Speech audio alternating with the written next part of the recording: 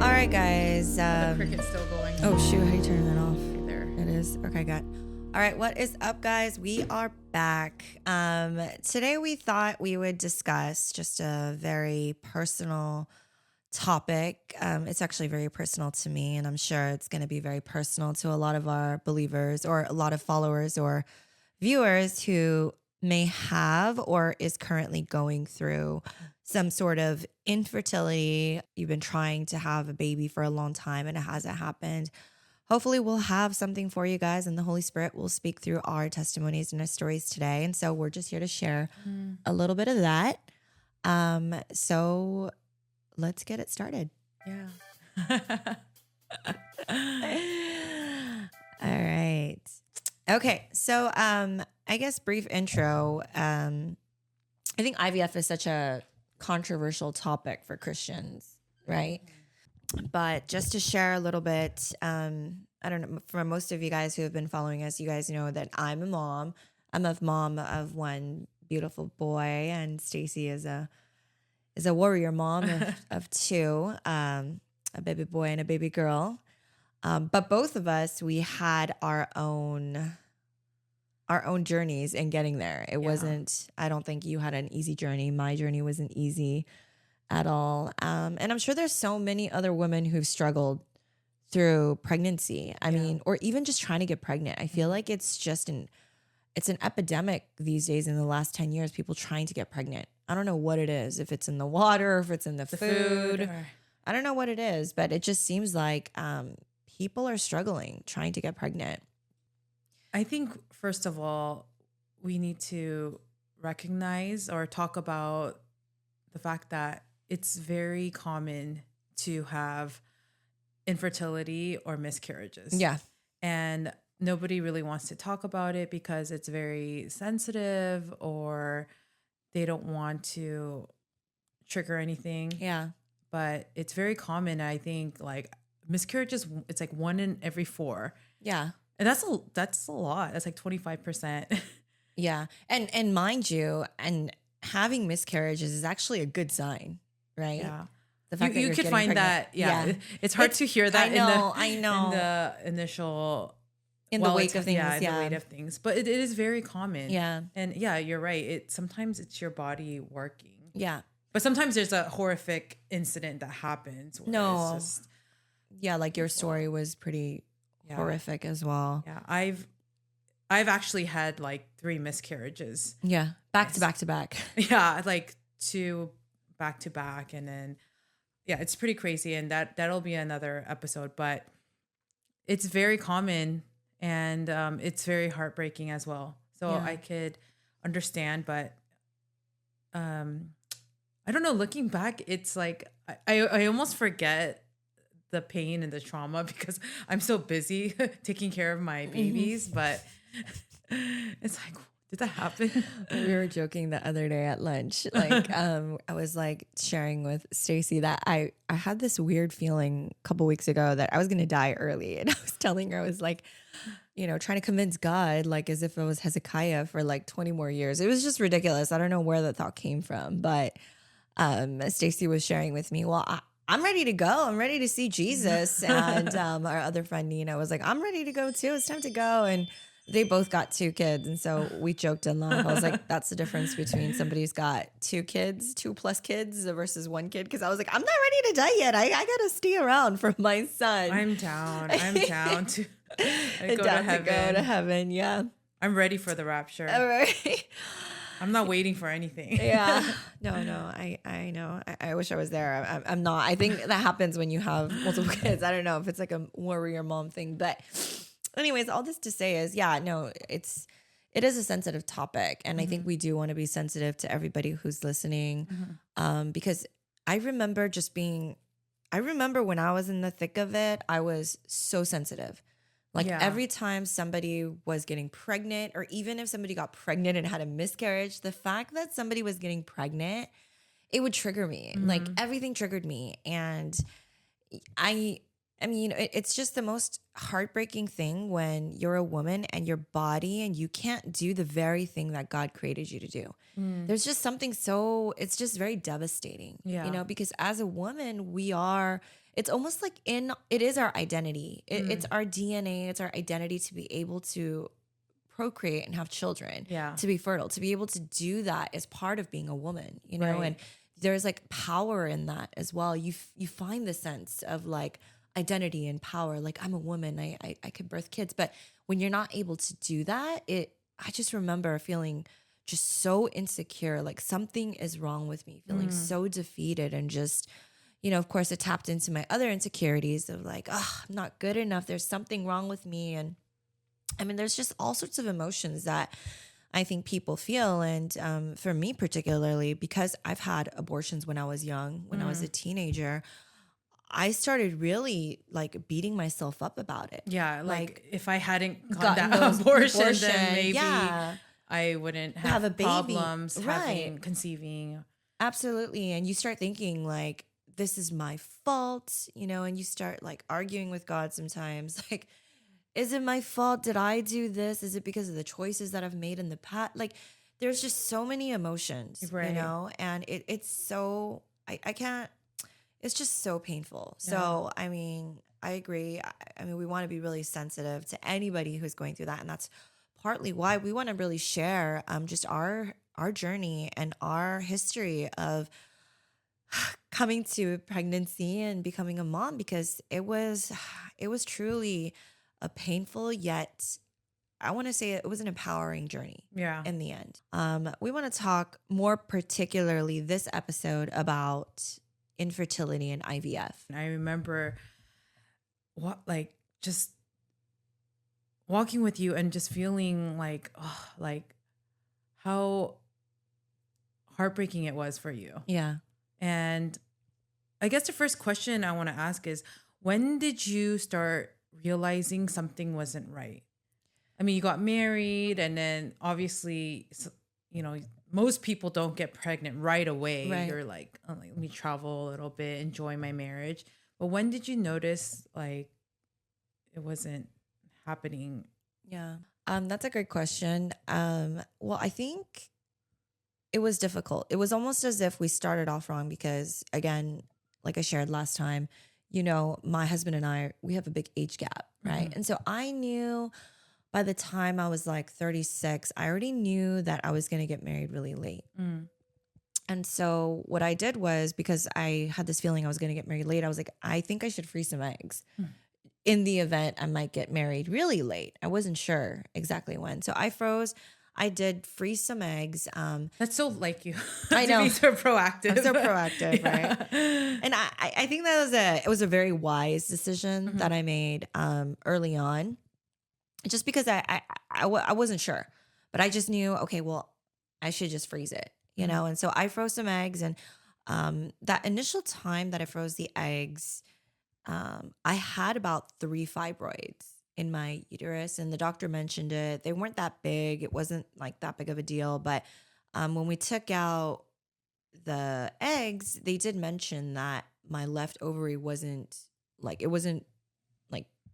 creating as many follicles as my right one. So they were only able to get like 7 or something, like a few. The fibroids? No, eggs. Oh, eggs. Which is really small. Like, you know, if you're in your 20s or early 30s, you get about like 20 to like 16 eggs, right? And I got 7 at 36. So that was still kind of, oh man, like there was nothing I could do about it. And I just thought, well, with the 7 I got, God's going to do something. And so, you know, we got married at 38, and we got married at 38. And when we got married, we just said, well, we'll try for a little bit, you know, we'll try to just do it naturally for a little bit. Did you guys want to have children right off the bat? Okay. Yeah. Yeah, Well, you were ready to go. Yeah. No, and also Alex knew like I was a little bit older, and he knew my time was precious, and Alex wanted a lot of kids. Like he wants like 5 kids, you know. And I was like, we both knew, well, if you want 5 kids, we got to get started right away. So we got married and we got started right away. And I think about like a year into the marriage and about a year and a half of trying, we got kind of nervous, and we decided, well, you know what, let's just inseminate the eggs that we've got, because we've got to use them anyway, you know? And this is where I feel like I could have been a little bit more prayerful. I think I think I had a Sarah moment, where Sarah was like asking Abraham. Oh, Sarah in Genesis. Yeah, Sarah in Okay, Genesis. okay. She said to Abraham, "Why don't you sleep with my maiden?" And Abraham was like, "Let me think about it." Okay, And I feel like I had one of those moments where I got really nervous, and I just said, year and a half. Oh my gosh, I'm already 39. Let's just use that. Let's just So use you the felt eggs. like I felt more rushed. fearful Yeah. of not getting pregnant I did. than like trusting God. Yes, I did. Did you feel like God gave you a promise or like some kind of assurance that you would be a mother? Like, did you have No. something deep in your heart where you're like, I know I'm going to be a mother one day? I Or had from a God? desire.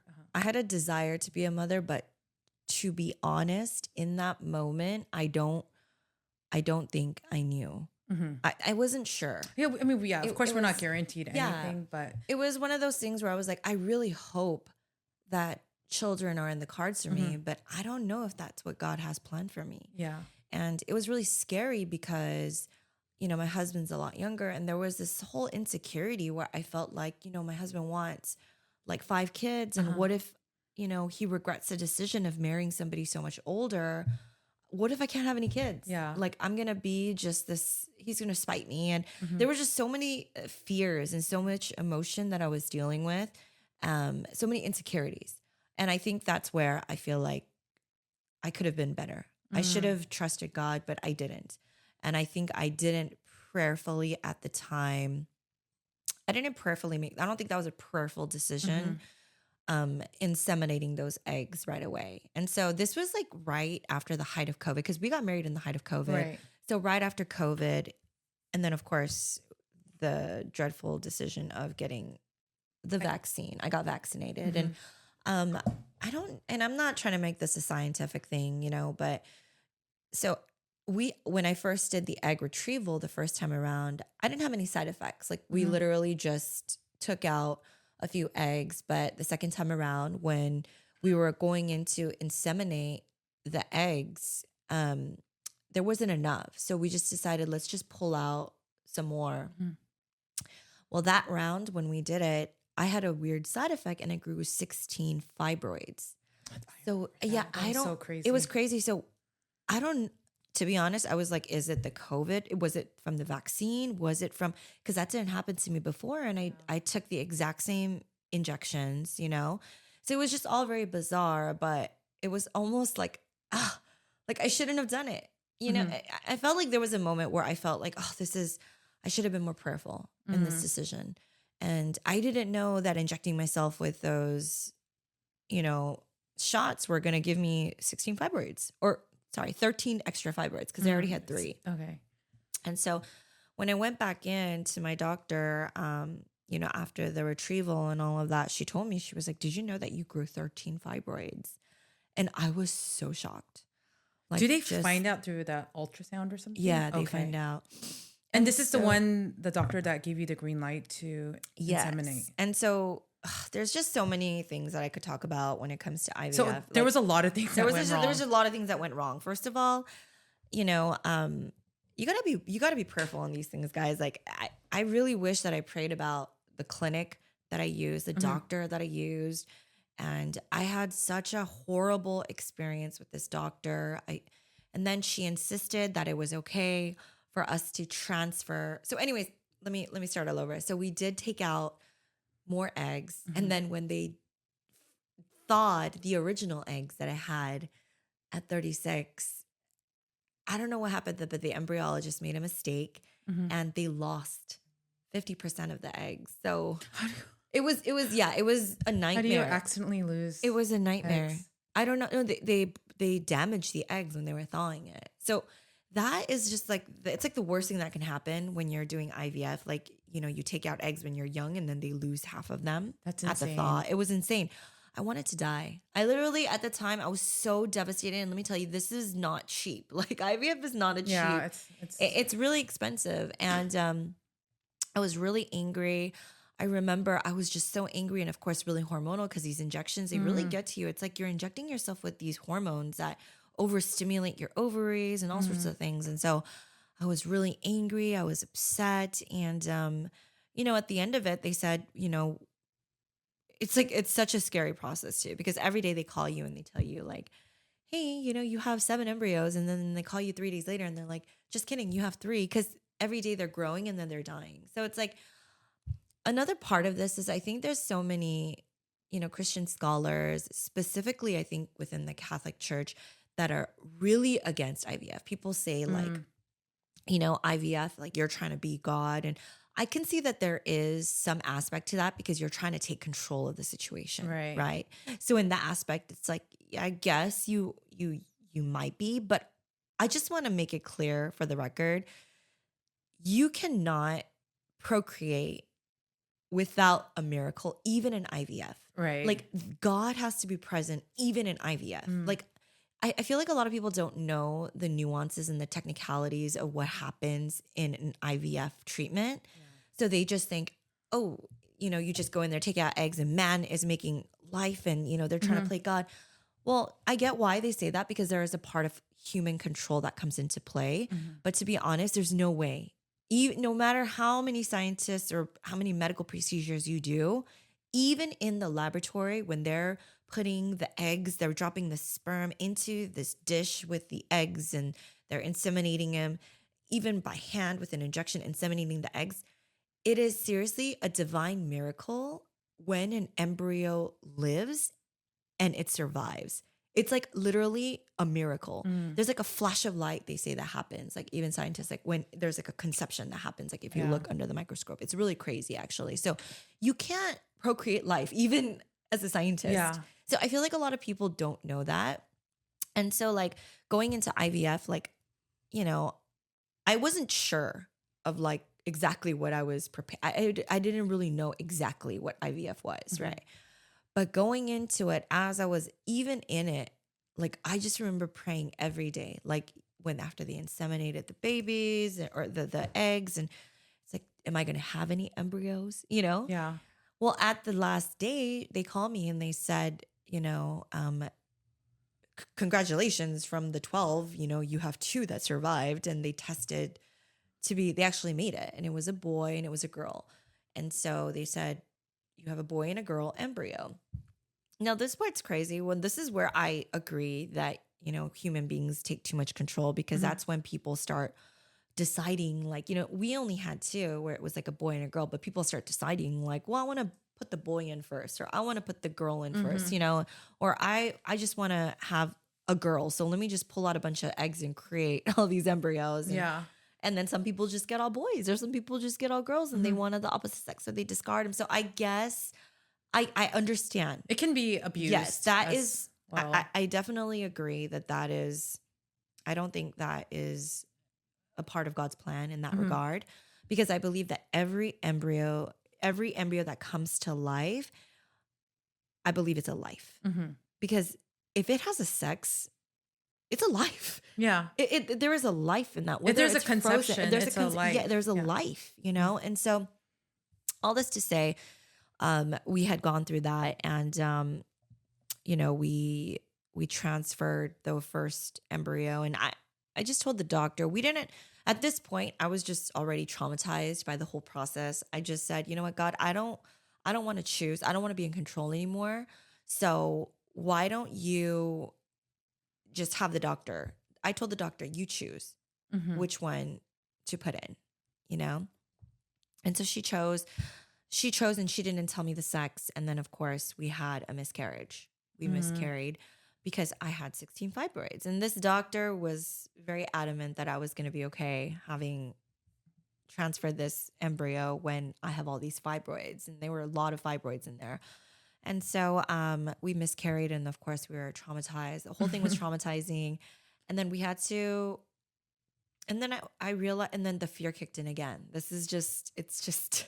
And we were like, you know what? We only have one more embryo, and I have all these fibroids. We should just pull out more eggs. So we went and we decided we're going to abandon this clinic. So we went to a different clinic, and we went through the whole process again, which was very traumatizing again. But this time we actually got one, and we told them, don't tell us what the sex is. Like, we just don't want to know. And we got a successful one embryo. And this doctor told me at the time, he said, we don't want to transfer it because even if you transferred the embryos right now, because you have so many fibroids, the embryo could suffocate and die because it's going to be choked on the umbilical cord by the fibroids. And when you get pregnant, the fibroids grow bigger. So you got 16 of those in there, and one of them is like the size of a lime. He's like, those are going to get big. So he's like, we need to, highly recommend you go in and get a myomectomy. And so now I'm like, oh, and in between all of this, I kept growing polyps inside my uterus. So I had to keep going in and having surgeries. So everything was against you. Yeah, everything was against pregnant. me. I mean, I'm going way into detail, but pretty much I just kept having to have surgery after surgery after surgery because things kept growing in my uterus, you know? And I was so discouraged. And then when the doctor told me he specifically said, I'm not going to transfer this baby into you until you get those myomectomies removed. And after you remove them, you have to then wait another 6 months because you have to heal, and then we'll do it. And so I was so like frustrated with the whole process. And mind you guys, this was like a 2-3 year process. The entire time, everybody is getting pregnant around me. Like, this is like the marriage thing. Like when I was trying to get married or wanting to get married, everybody's getting married, right? And the entire time I'm going through this, everybody's getting pregnant around me. Everybody, even people who called me, they're like, I can't even have IVF because I'm menopausal. They call me like 6 months later. They're like, guess what? I have a miracle. I'm pregnant. I was so angry with God. Like, I was so angry. Like, why are you doing this to me again? Like, God, why am I constantly going through these seasons where everybody is getting the very thing that I want and they're so close to me? And it was just so painful. You know, it was just so painful. I can't explain. I mean, even as I'm talking about it right now, I'm getting frustrated thinking about how painful it was and just how scary it was, you know, because I just felt like it's just not fair. The very thing that I'm supposed to be doing as a woman. And then there's people who don't even want some of our friends in our Bible study, they were like they like didn't even want kids because they wanted to get a divorce. And they wanted to get a divorce. And then all of a sudden they're like, I'm pregnant. And they're crying because they're pregnant, like not out of happiness. Like they're crying because they're like sad because they're pregnant. And I'm like trying to be happy for them. But it was just, I just can't explain it. It was so painful. So if you're dreading pregnancy announcements, this podcast is for you.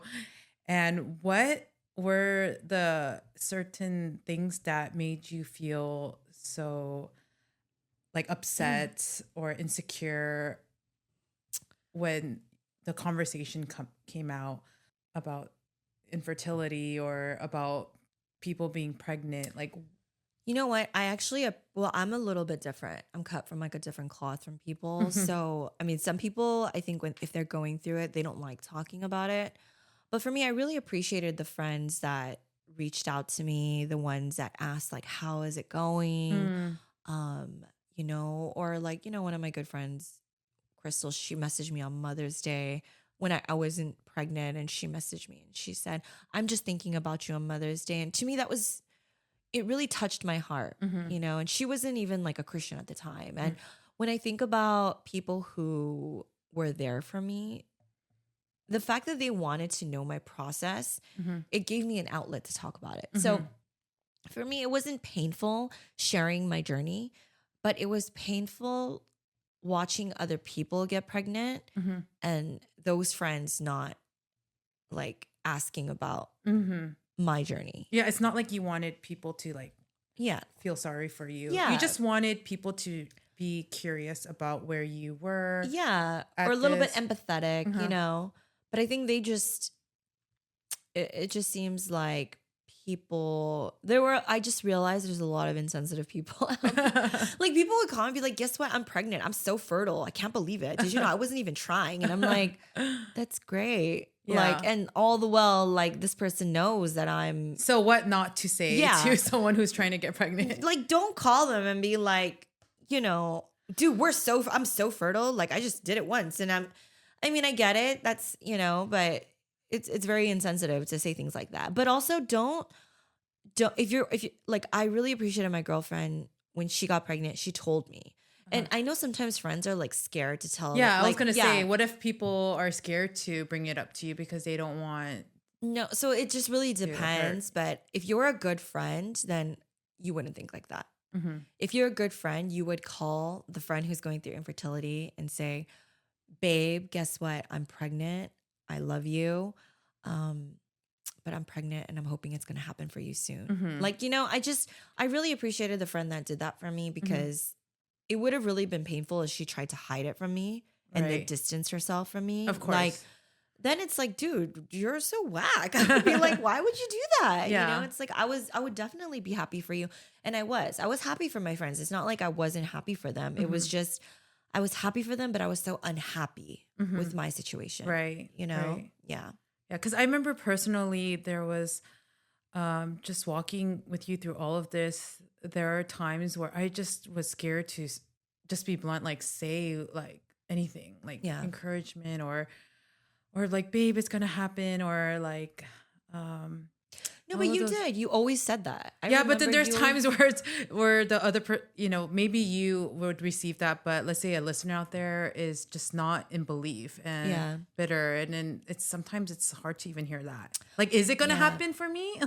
You know what? And I think that's when I think it's a good friend. Yeah. Because if they are, like for me, when you said it's gonna happen, like I just remember a core group of friends kept saying, well, when you have a baby, they just kept saying, well, when you become a mom, like you would say, I'm saving all these clothes for your baby, And it wasn't even when I was pregnant. Like I wasn't even close to being pregnant, but you guys kept my hope alive by just saying, well, when it happens for you, because I know it will.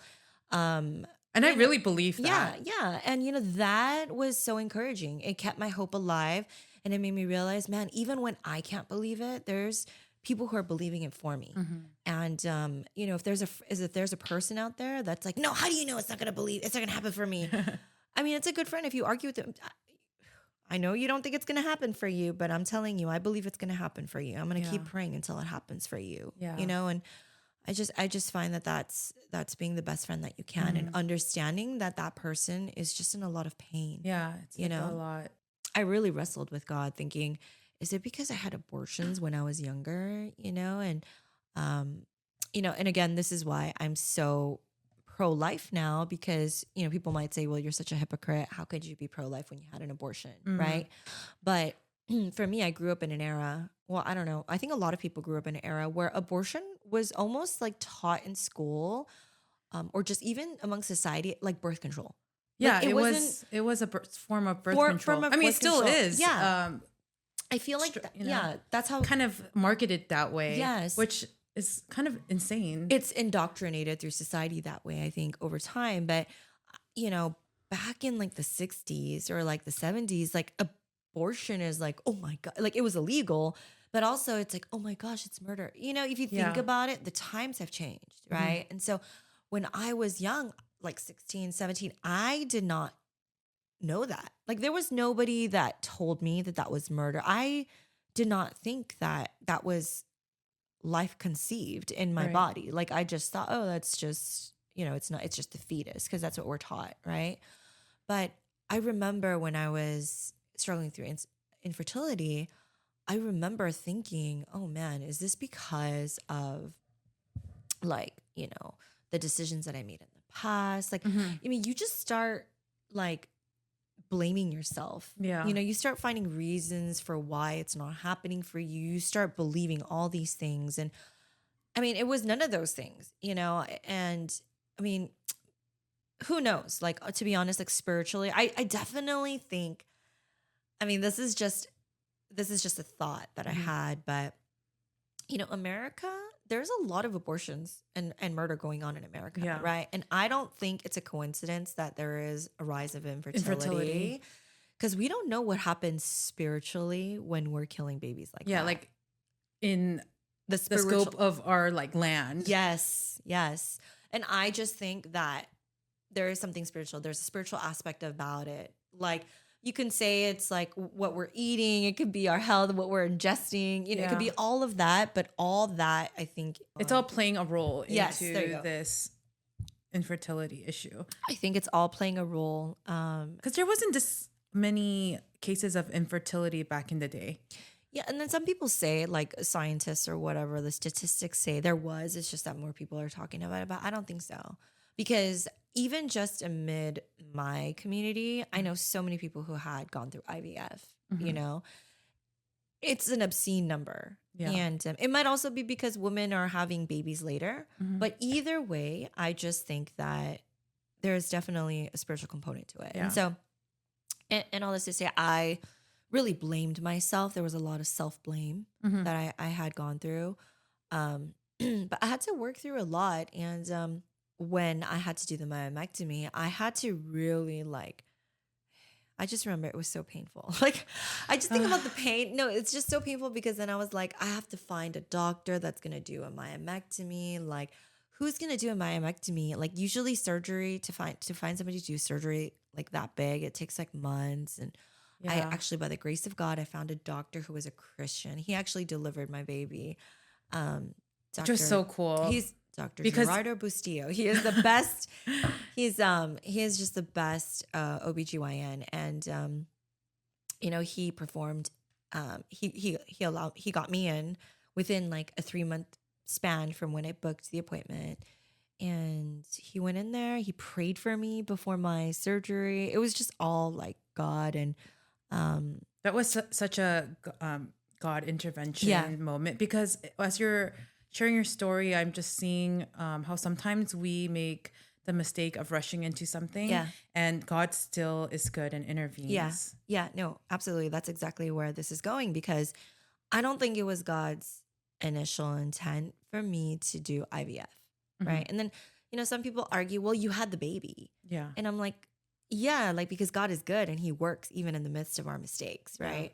But I don't think I don't think he intended for me to go through that whole rodeo. Yeah, that like 2 years of emotional roller coaster. Yeah, and putting my body through all that stress, growing those fibroids, having all those surgery. I don't think that all those was... I was gonna say insulin shots, all those like hormone injections, I all don't those think...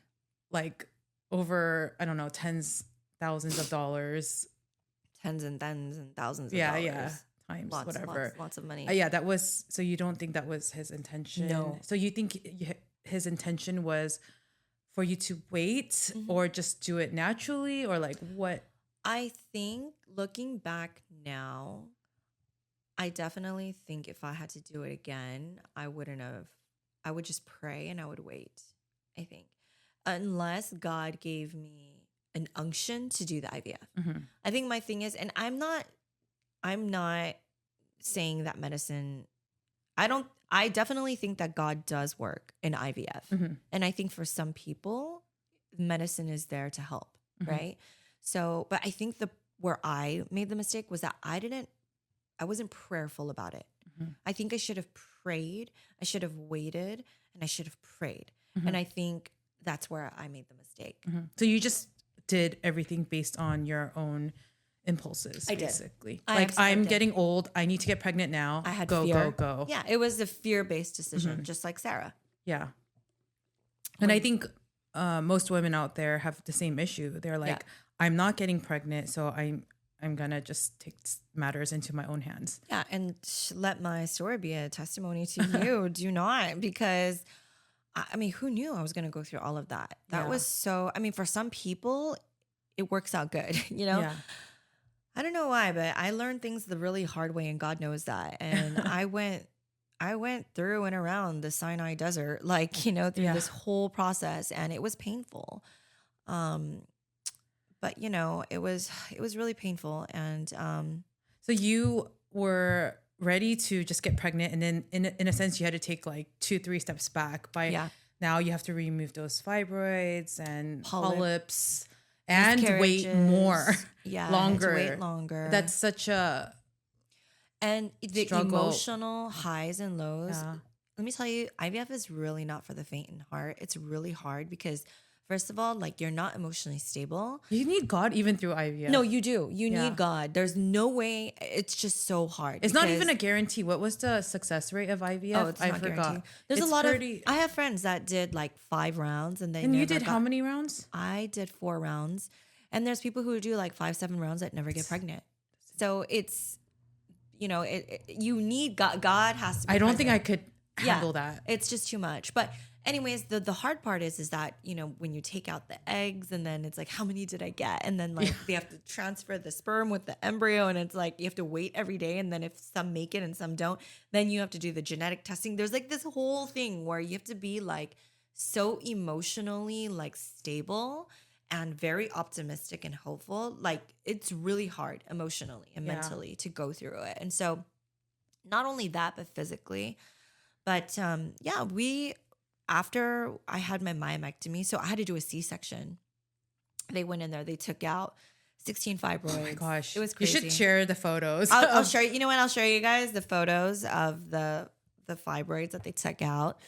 And, I had to wait 6 months. It was so like, is that real? Like, how did that come out of your body? It was so gross. I feel like I lost like 2 pounds or something. It was heavy, What are those fibroids made out of? Like, is it just like scar I think it's like protein ball. I don't know what it is. It might be. But it's crazy how they were so big. Yeah. And there were so many of them. There were so many of them. And you're not like a big person. Like, where was all of these? No, and like I feel like my pants, I lost some weight because the bloating went down after. Okay, I'm sure there was Yeah. some kind of hormonal reaction to all that. But let me tell you, like, God is so good because even though it was a bad decision for me to do that, and I went, around the mountain, God really showed me what an amazing husband I have. And in the midst of that, like, I felt like I had the right partner, like Alex. And it really strains the marriage for some people.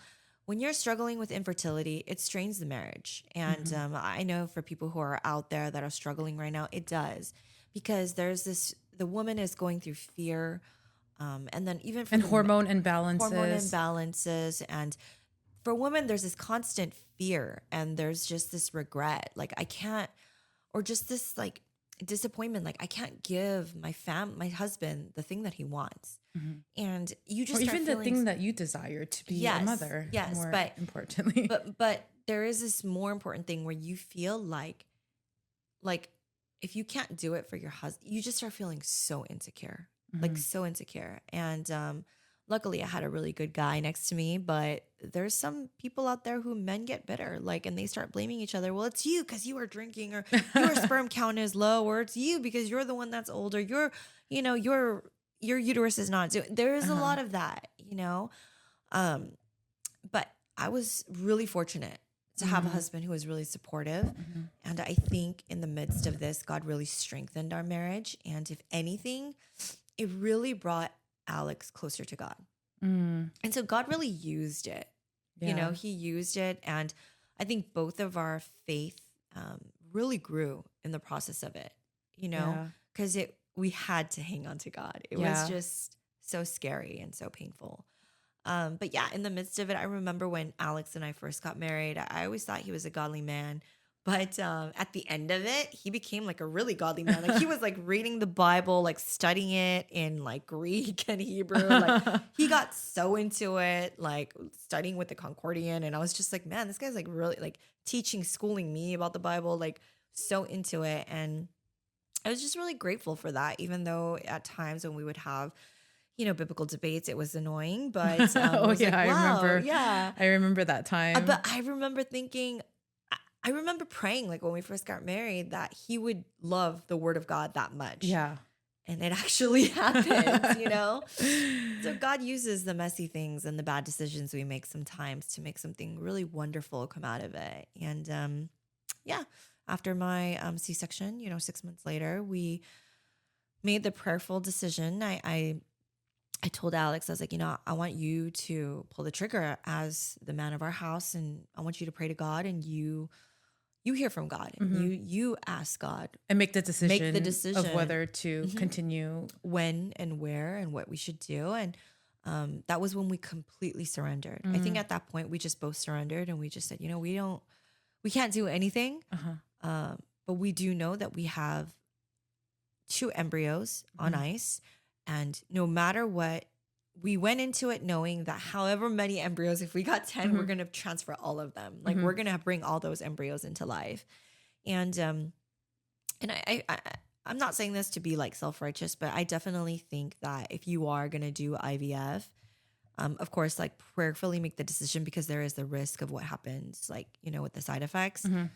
But also, there's the risk of having an abundance of embryos.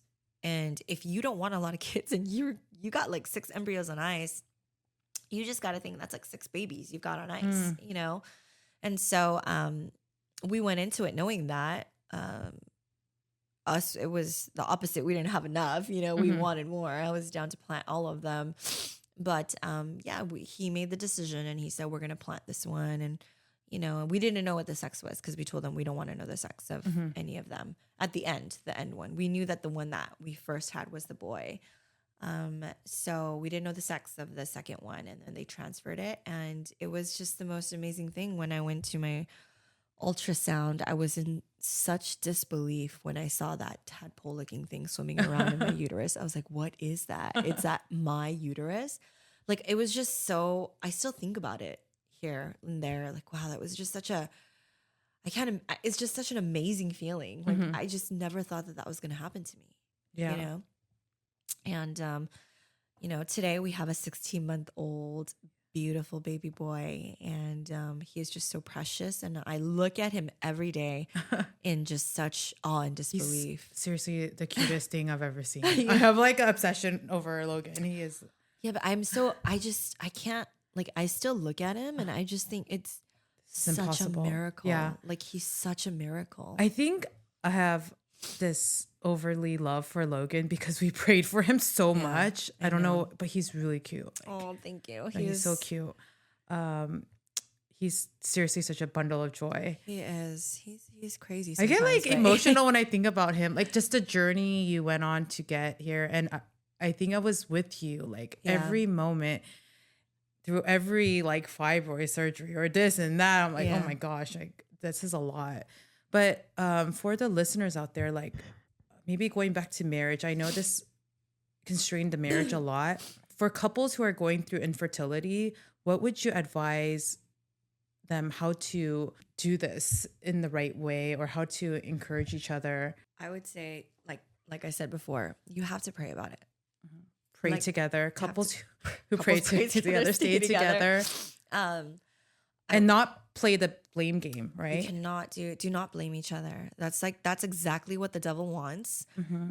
Division. And women, like, God created us with just this innate knowledge. I feel like women are just a little bit more complex emotionally, and God made us, we're helpers because we do things a little bit better. I think this is reality, Yeah. I say that in a very empowering way. Like, God created us he knew what he was doing when he created woman, and he created us to be the helpers of men. Right. And so I find that a lot of times, like, women, they look down on their husbands. They're like, how come you can't keep up with me? How come you can't, with the kids, do this or be organized? And they get so frustrated with their husbands when their husbands can't do what they do. But the reality is, God, obviously they can't do what you do, because that's how God made us. He made us a little bit different. He made us completely different, actually. And so women are going to be able to do a lot more when it comes to childcare. We're able to do things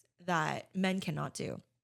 But that's why God gave men us as helpers, And so I feel like if women go into a marriage knowing that, not in a way where it's like, oh, I'm better than you, I'm smarter than you, or I'm more powerful than you. Knowing her role. Yeah. And knowing his role. Exactly. But respecting him and, understanding that there are things that you can do that he cannot do, but there are also things that he can do that you will never be able to do. And revering and respecting your man. And as long as I think the woman, even in the midst of infertility or any kind of drama in the marriage, if you're able to revere and respect your husband, you're going to be okay. I feel like that's just where it needs to start. I mean, of course it gets more complicated if the husband has addictions or he's got like his own vices.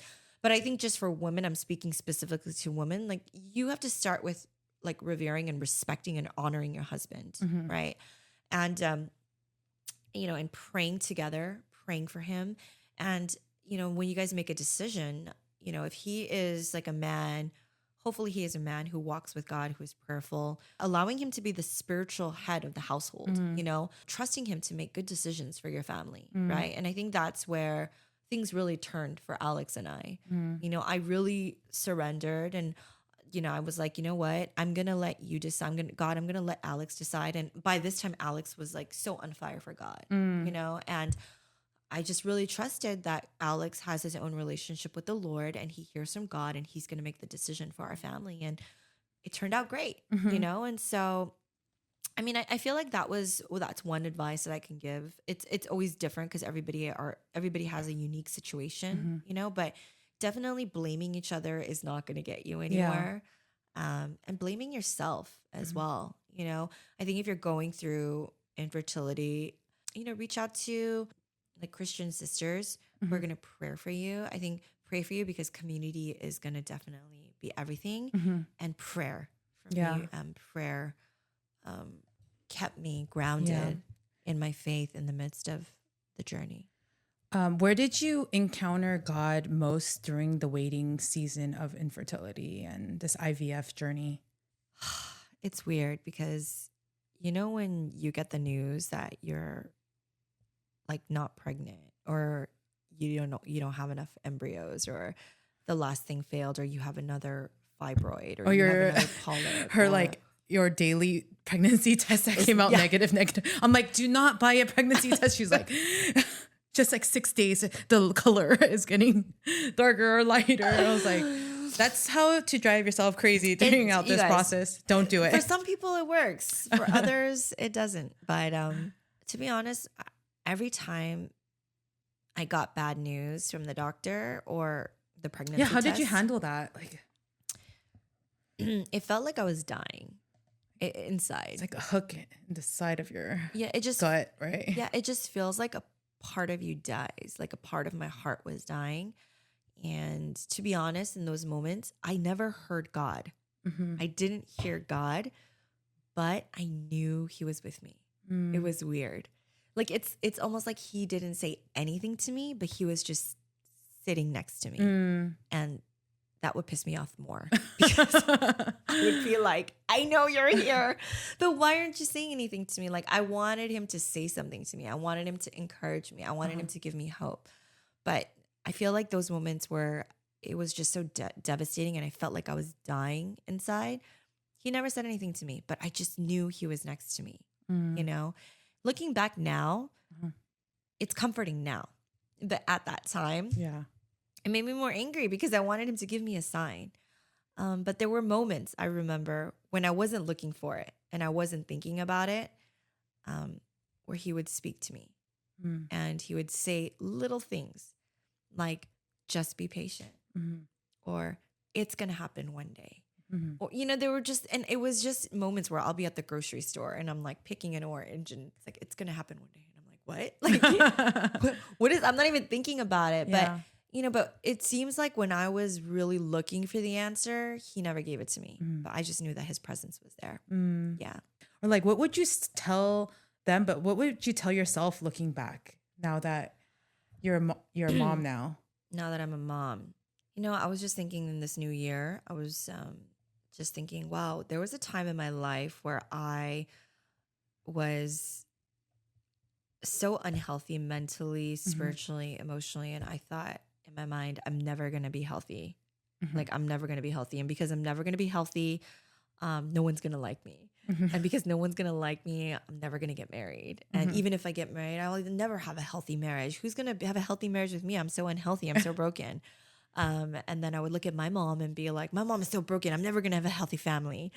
And, you know, I was so broke. I was like, I'm never going to be wealthy, you know, like, and then when I was going through infertility, I was like, I'm never going to be a mom. It's never going to happen for me, you know, but, I could honestly say looking back this year, I was just thinking, wow, all of the things that I thought was never going to happen to me literally happened to me. Like all of the I never literally happened. And I was just thinking, man, God, you are just so good. Like, and I know that all of those things that happened for me, it's not because I did anything good. it's really because of who God is, you know? And I think the only thing that I did was come back to him each time. I literally just brought it back to him. And there were times, even when I brought it back to him, I was disobedient. Even when I brought it back to him and he told me to do something, I didn't do it his way, I did it my way, but he never, ever abandoned me. And everything that I brought to his feet, he literally brought it back full circle. And it might have not happened in the time that I wanted, but eventually it always happened. And God has been faithful to me in all of those areas. And I just want to encourage, I guess, any woman out there who thinks that it's never going to happen to you. If you're walking with God and you have a godly desire for children, then that's not a desire. It's not a desire from your flesh. That is a God-given desire. And I just want to encourage you to pray and don't give up. You know, I think a lot of times people give up on it. And they don't pray. They just either say, well, children's not for me. And they kind of psych themselves out into, I don't want kids. And we've all been there when we want something so bad and we just psych ourselves out saying, no, I don't want it anymore. But that's actually losing faith and losing hope. And, you know, if we read the Bible, it says that God, he's moved by our faith. It really pleases him when we have faith, right? And so I would just say, you know, pray.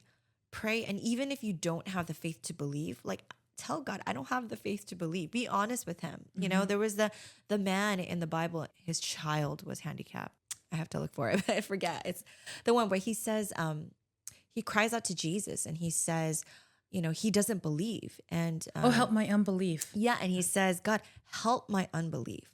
And to me, I always thought about that. I always thought, you know, even when I couldn't believe, I said, God, help my unbelief because I cannot believe without your strength, you know? And I feel like a lot of times, like, people, women especially, we're in that place. We're so emotional, you know, and we want to believe, we want to hope, but we can't. And honestly, without the Holy Spirit, you can't. And so call out to God, like literally cry out to him and tell him like, hey, God, I really want to believe that it's going to happen for me, but I can't. Just keep praying and just keep asking. And I don't know. I just believe like if you're going to keep praying, you're going to keep asking, I believe God's going to pull through. Yeah. I really believe it. And we had the second embryo, you know, so we had one more embryo and, you know, we thought, okay, well, we have to bring it home because I literally thought about that embryo every day. Like after Logan was born, just thought I got to go get my son. Like he must be freezing in the freezer. It must be so cold in there. You know, I literally think of them as just children, you know, and I just kept saying, I gotta go get my son. I gotta go get my son. And, you know, we transferred the embryo and, unfortunately the embryo did not stick and it was very devastating. And I feel like if it was pre-Logan, I would have been really devastated. But after seeing what God has done through Logan, and we want more children, you know, and I just felt like God was reassuring me that it's going to happen, you know, and so even for me, even though I have a son and I'm so grateful, I'm still longing and desiring to have more children, you know, and so we're praying about adoption too. But we're still contending and we're still praying for more children. And, you know, some people might think it's crazy because I'm 43, but we're not going to do IVF, but we're going to pray and we're going to hope and we're going to believe. And I'm going to try doing it God's way this time. You know, and we'll see what happens. But I don't know. Hopefully that'll encourage people that they're not alone. I'm still in it with them. But don't give up. I guess that's all I can say. Yeah. So IVF can be a God-given direction or could not be, just depending on you like seeking God and allowing him to guide you, because it could turn out great or it could turn out like a nightmare or like a traumatizing I definitely experience. I definitely think that they shouldn't be like, if you're struggling with infertility, and some people have like serious medical issues as to why, you know, they can't conceive like physically. You know, one thing Alex said to me, he was really praying that my fibroids would just disappear. Like he really was believing in the miracle of healing. And, you know, one of the doctor that did the myomectomy, taking out my fibroids, he was a Christian. He said to me, you know, sometimes God does heal miraculously, but also oftentimes God sends doctors like me to do the miracle. And I think that's true for IVF. I think when you pray, God will give you direction. if he's going to direct you to do IVF, then he's going to give you the unction to do it, right? But you have to really pray and wait and ask God, I think, Yeah. And then, of course, going into it, I would just recommend, know that you can have multiple embryos, but know that every single one of those embryos is a life. And, I'd encourage them maybe not, decide like, I want the boy first and then a girl and then a boy. Like, because sometimes they have multiple boys or girls, or sometimes people have multiple embryos and they're like, I didn't want all these boys, I wanted a girl, or I didn't want all these girls, I wanted a boy. I don't know. I don't know if that, I don't know. Because we don't decide when we're naturally getting pregnant if we're to be a boy or girl. God just gives it to us, right? And so I think in that same regard, I think having less control in that, in that decision is probably the best way or God's way, like even when it comes to that. So I think there's a lot of parts where you'd have to really be prayerful and be open to God moving, because it's like people have multiple embryos. They don't want to have all those kids. You need to really pray about that, because that can happen. And then also if you do have multiple embryos, being responsible and bringing them, knowing that that's the decision you made going into it to bring all of those embryos to life. But yeah, I mean, there's like a whole thing. There's a question. There's like questions of, I think you can, like, let's say you don't have the eggs, the man and your husband has the sperm, but then you're not able to produce the eggs. I heard this thing recently. You can adopt an embryo. There's people who are discarding embryos. People are adopting those embryos, like receiving them as donors and planting them and then bringing them into life.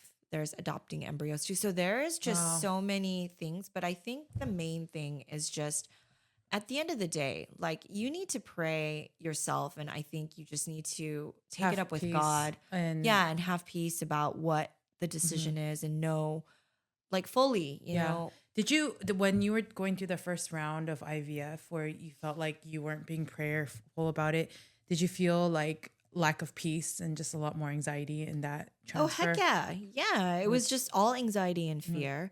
But I didn't recognize at that time when I was in it that I was operating out of that. I just thought I was stressed and I was hormonal. Yeah. But looking back and then doing it the right way with God. Yeah. I wish I would, like I said, I wish I had been more prayerful. And I feel like if I had been more prayerful, God would have guided me to a less evasive and painful journey. I don't think it would have. I think the age thing is a huge thing for women. They're like, oh, my time is clicking and I don't have time. Like, how what would you advise those women?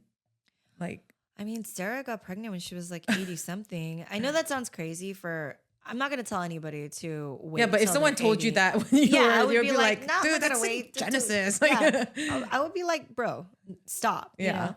You know? But I would just probably just say, I would pray about it. Like again. Yeah. I would just pray about understanding that God's timing is not always aligned with our timing. Yeah. And also I want to highlight all this adversity through this IVF did bring you and Alex closer so that you guys can be a better parent, like when you actually got pregnant. God is so cool. Like, how does he use our mistakes and work in the midst of our mistakes and bring something so beautiful out of it? Like, it trips me out every time. But yeah, in the midst of my bad decision, God really worked on our marriage. He really strengthened our marriage. And even in the midst of the miscarriage, I remember, like, if I look back to some of the most precious times that I have with Alex, it's like moments like when we were on the couch and we had the miscarriage and he's holding me and we're crying together. Like, moments like that, when I think about it, like, I love it. It makes me feel so connected to my husband. And we're just so, like, just grateful to have those kind of moments together. Yeah. And if you never had that miscarriage, you would have never experienced that moment with him. Exactly. In that depth. Yeah. And sometimes pain could be a gift, Yeah, pain is God's megaphone. Yeah, it could be a gift for you and your husband. And so, know, it's kind of like business. This is what I always say to people. I'm like, dude, when it's not busy, enjoy it, you know, because you never know when it gets busy again. And so, in that same breath, it's like when you're going through pain, I know it sounds crazy, but try to enjoy it, and try to see the silver lining in the midst of it. There's beauty even in that, because God is always doing something, Yeah. even in the midst of pain, because there's going to be some really happy moments. And I don't know, when I think back to, yeah, some of our most precious moments with Alex and I, it's when we were in pain together. And Alex never cries. Like, I've never seen him, he never cries, but I got to see him cry, you know, and it was so beautiful. And I still think about that. Like, when I think about him and I think about like his heart and who he is, I think about the things that made him cry. It just makes me love him more. Like, he's such a Yeah. beautiful soul, you know? Yeah. When I had my miscarriages, I remember having that same moment with Yeah. my husband Yeah. and just thinking, oh man, like it just brought us so much, like in a deep, closer relationship. It really made us feel like one. Yeah. Going through that pain together. But Yeah. such a inspiring and encouraging story. When I look at your journey, I'm like, dude, this is literally not for the weak. There was a lot of people who believed it was going to happen, but a lot of people didn't believe it was going to happen, you know? And I remember in some of my prayers, I would say, God, just shame the foolish, God, and, you know, bring shame upon them, those who doubt that you can work a miracle in my life. You know, I remember just contending and interceding and just really, like, really clinging to God. Like, really, like, I feel like I was like a dog, like, really on his leg, like, just, you know? But sometimes that's just what prayer is. You just cling to God, and you just bug him and pray until he can't take it anymore. Yeah, He's like, everything is truly in God's hands. But oh my gosh, you guys need to watch. Like I told you, Angel Studios has a series called Miracles. It is so amazing. oh, I think I watched like a few. Yeah, there's one on this lady that, or this woman that wasn't getting pregnant, and like it just increased my faith a lot. Like her story of her becoming a mom. But when we feel like we're in control and like we could somehow create our own destiny and it's not happening, that's how you get in trouble. Yeah, anxiety, depression. Like it's not a peaceful life. I feel like there's Christians and I feel like there's overcomers. Not every Christian is an overcomer. To any woman who is a Christian that's going through infertility, I would say don't live your life as a Christian, live your life as an overcomer. And pray like you're an overcomer. Yeah. Because God gave us that same spirit that raised Jesus from the dead. That same spirit lives inside you. He can give you a baby. Yeah. He can heal you. If you believe it and you pray it and you keep asking and you keep praying and you keep contending, God will answer. I can guarantee you. I guarantee you God will answer you. Yeah. And God is good.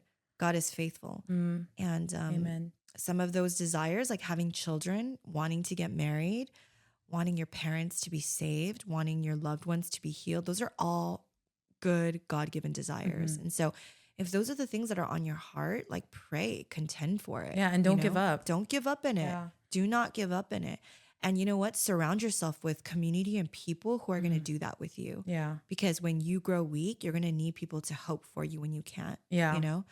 And that's what I had. And so I'm just really happy to have my roll dogs in Christ. I mean, if it could happen to you, it could really happen to anyone because every odd was against you. All this to say is that there were so many beautiful things I discovered in the midst of that pain, even having wonderful friends and also discovering not so wonderful friends. So. I love that you were still clinging to God like through it all. Well, I didn't have a choice. I needed the miracle maker. You know, I'm like, I need a miracle, God. I'm coming to the miracle maker.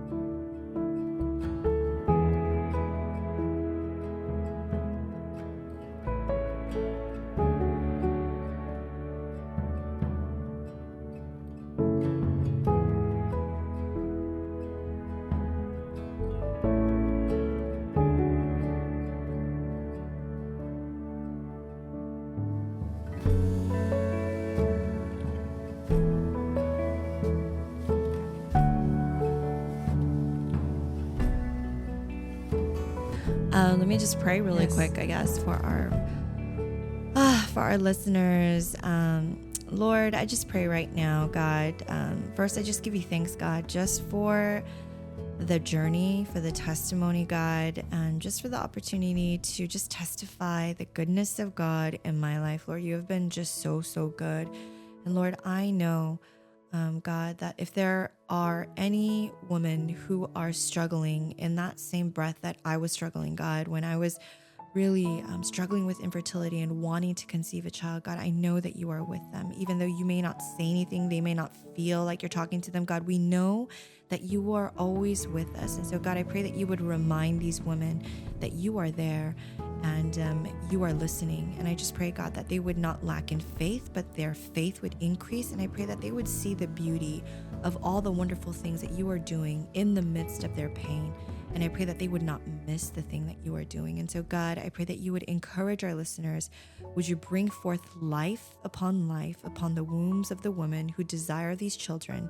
And we pray, God, that we would grow these children up to be wonderful little carriers of light, and that you would teach us, Lord, how to grow them up just as men and women and children of God. And so, Lord, we just pray for this generation. May your grace and your mercy be upon us in Jesus' name.